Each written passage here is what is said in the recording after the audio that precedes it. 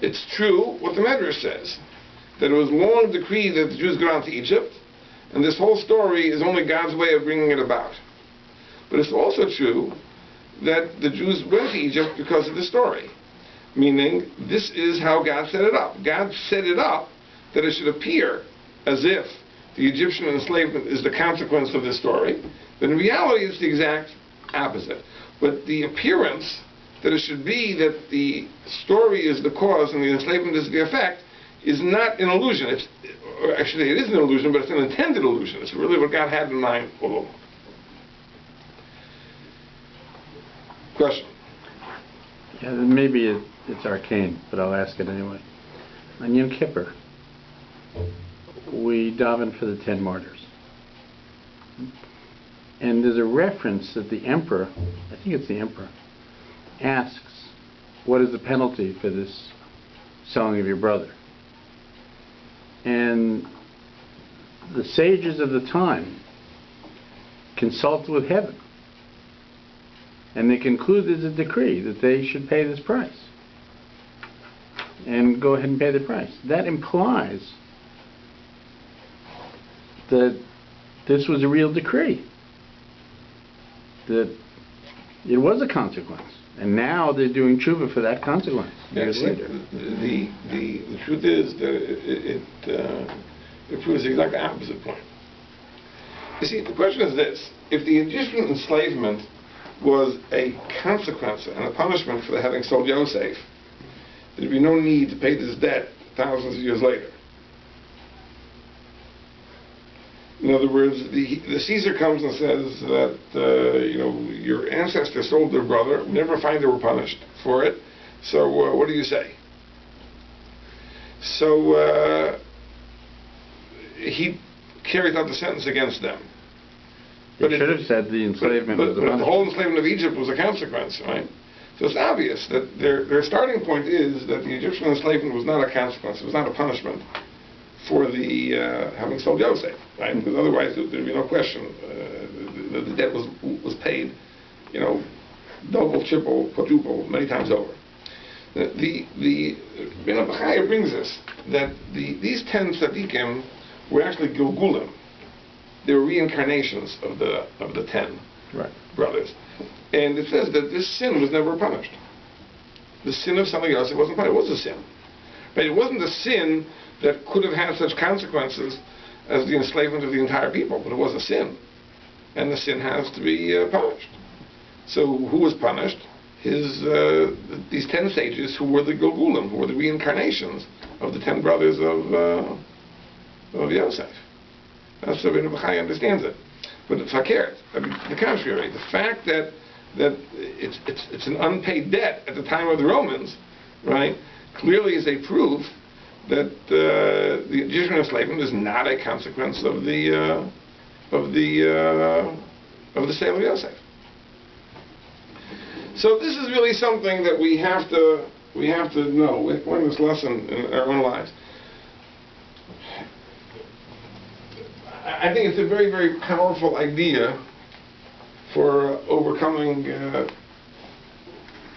the traditional problem of theodicy, which is that the apparent divine injustice, things don't seem to be consistent with principles of justice. We have to understand that there are two different hanhagas, two different ways. And yet, God makes it appear as if what happens to us is a consequence of our actions in order to fool the unsuspecting. So, I'll give you an example. Look at the Holocaust. It was brought up. There have been attempts to pinpoint the sin of the Holocaust, of the generation before the Holocaust. Like, where did they go wrong? And everyone has a theory. So, for example, one author says it's the sin of Zionism, and the other says it's the sin of anti-Zionism.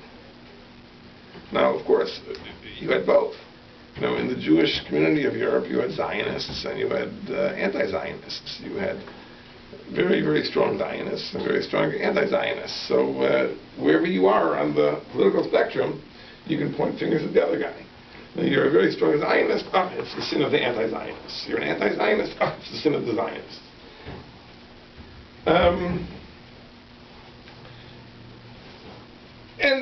so on and so forth, many other theories. Now the reality is that no one can answer this question. No one can answer this question because we don't have the spiritual insight. We don't have Ruach HaKodesh, we don't have divine inspiration. Who's to say that this is the cause, this is the cause, this is the cause? To me it seems that anybody that tries to offer causes is really engaging in manipulation. In other words, they're trying to put forward their own position, so they say, oh, this is the proof. The suffering of the Jews is the proof that what I'm saying is right. But I would go even a step further, that it may be, to the extent that we believe that this is the Ikvus of Mashiach, that this is the era of the footsteps of the Messiah, that it's not just that we can't know, but it may be that it has nothing to do with conventional considerations of reward and punishment. In other words, it's something which is historically unique. It's a unique historical phenomenon. Because we're reaching the end of days. And the end of days, the plan of God has to be realized. And therefore, things happen totally devoid of considerations of reward and punishment. So you're going to ask the question, wait a minute. So does that mean that innocent people suffer and wicked people prosper? No, it means that the accounts aren't going to be settled in this world. The accounts will be settled in the next world. Remember, that's what the next world is for. Right? No one gets away in the long run. In other words, if you've suffered more than you deserve, you'll be compensated richly in the next world. If you've prospered more than you deserve, then you'll pay back in the next world. In other words, the accounts are all settled. The only question is in this world. Why do things happen the way they happen? Well, by the way, I'll just mention, it's important to know this, that let's say a person suffers in this world, and the person wonders, why am I suffering? I'm so righteous. And the person goes to the next world and is compensated. The compensation is so rich, so abundant, that if you would know, you would have volunteered to suffer in this world to get the bliss of the next world. It would have been worth it. In other words, when you ask yourself the question, is it worth suffering a little bit for a lot of pleasure? Yeah, I'd say that. Well, the world to come is eternal. Eternity is a long time.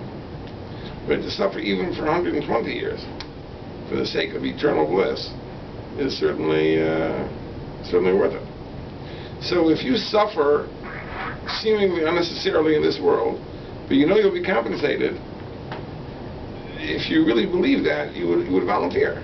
Say, you're giving out suffering? Count me in. Right? I'll take all the suffering you can give me, because I know that after 120 years, eternal bliss. Maybe our belief in the world to come is not as strong as it should be. The accounts are certainly going to be settled. But you're going to ask, okay, the accounts are ultimately settled. Why have an imbalance in the accounts in the first place that requires settling in the next world? Just let it be straight in this world. The answer is because there are other considerations. And one of the other considerations is that God has a plan for history, and the plan has to be realized. And sometimes the only way to realize that plan is by bringing about historical events where people don't get exactly what they deserve. Yet, God disguises it. And this gives everybody the opportunity to present their theories. So the anti-Zionists can say it's the Zionists, and the Zionists can say it's the anti-Zionists, and everyone can say it's someone else, and all the reasons make sense. And you can bring evidence and proof and all sorts of proofs, because that's exactly what we learn from the Medrash. That when God is conducting the course of history, He conceals it. He conceals it by making it look as if what happens is a consequence of choices we make. But in reality, we have to see through that and know that it's not so. So therefore, you can write and argue and debate and propose theories, and the theories will even have a certain amount of reasonable, they'll make sense. But it's a joke. Because it really is ignoring the fact that this is God's alila, this is His mode of concealment. In reality, He's advancing the course of history. Could be man needs it. Man needs an answer. Man say must be the consequence of this, even if it wasn't a consequence. Well, it's true that we all look for explanations. it may satisfy something very, very human. But, I don't think we should look for explanations where there's no need for explanations, or where the explanation is really better. I just want to point out that, Vayeshev, this is the week that, the Shabbos of Vayeshev is the week that precedes Hanukkah. And Hanukkah, the Maharal points out, is an idea, a very well-known idea, that there really were two miracles at the time of Hanukkah. There was the miracle of the war. The Jews were able to defeat the Greeks, drive them out of the temple. And we also had the miracle of the lighting of the menorah. And the Maharal is bothered that the miracle of lighting the menorah is totally gratuitous. It's an unnecessary miracle. In other words, it wasn't a miracle that was needed because the Jews were in some crisis. I mean, the worst thing that could have happened is that the Jews would have not performed this mitzvah. But that's a sad occurrence, but it happens sometimes because of circumstances beyond your control. You can't do a mitzvah. So, okay, they wouldn't have had pure oil, they wouldn't have lit the menorah. Because why did God bring about this miracle? So the Maharal says something which is very consistent with what we're talking about tonight. He says that the purpose of this miracle was just to remind us that God is running history. In other words, you have a war, and anybody studying the war would think that the victory of the Jews was a consequence of choices they made or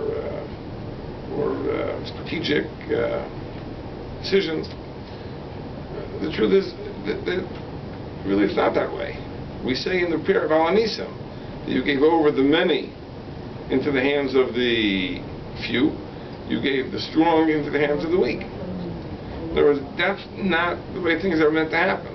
In other words, small things don't have big consequences. You have a small band of people, they make decisions.